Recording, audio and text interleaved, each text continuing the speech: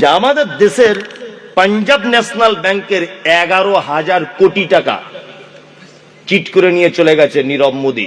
জানেন ঘটনা? সবাই জানেন। এই লোকটা দেশ থেকে বাইরে আছে, কিন্তু সরকার আবার কোটি কোটি টাকা খরচা করে ওকে দেশে ফেরাবার চেষ্টা চালাচ্ছে। বুঝবেন ভালো করে, এত বড় বড় চোর ডাকাত তারা সব দেশের মাটিতে আছে, কোনো অসুবিধা নেই, কারো কোনো অসুবিধা নেই। ডাক্তার জাকির নায়েক এদেশে থাকতে পারলো না। কারণ কি? কারণ একটা, এটা আপনারা জানেন, টিভি যাদের বাড়িতে আছে, টিভিতে দেখবেন ওই ডিসকভারি বলে একটা চ্যানেল আছে, চ্যানেল নেই আছে, ওই চ্যানেলে দেখবেন ওই বাঘ দেখা যায়, হরিণ দেখা যায়, সিংহ দেখা যায়, দেখা যায় না? দেখা যায়। আচ্ছা বলুন তো, বাঘ মাংসাশী প্রাণী না তৃণভোজী প্রাণী? মাংসাশী। বাঘ গরুর মাংসও খায়, ছাগলেরও খায়, ও হরিণেরও খায়, সবারই খায়। কিন্তু দেখবেন ও জঙ্গলে সর্বপ্রথম টার্গেট করে হরিণের প্রতি, কারণ ও জানে যে হরিণের মাংস খুব টেস্টফুল, খুব পুষ্টিকর।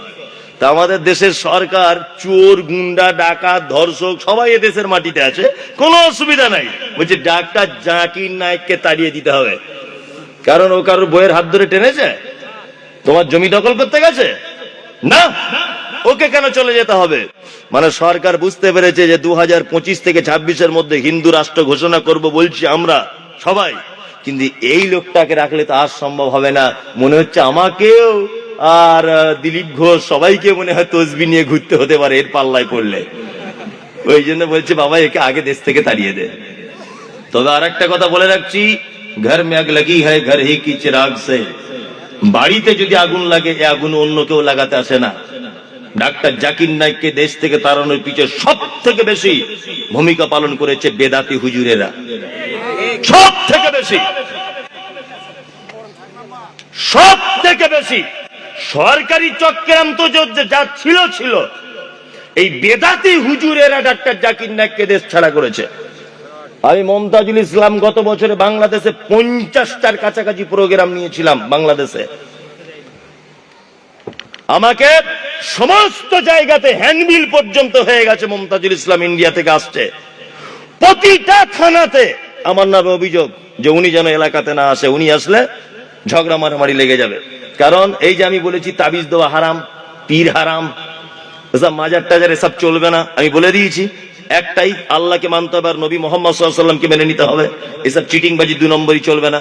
সব গিয়ে থানায় লিখিত আকারে অভিযোগ করে দিয়েছে।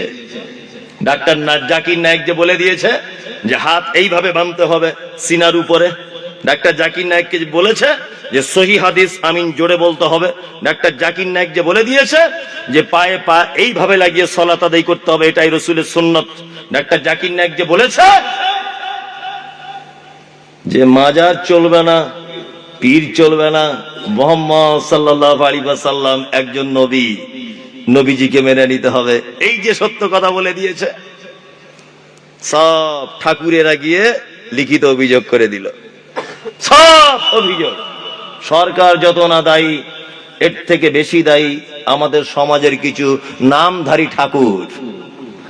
কি বললাম বুঝলেন তো? এরা হচ্ছে সব থেকে বেশি দায়ী।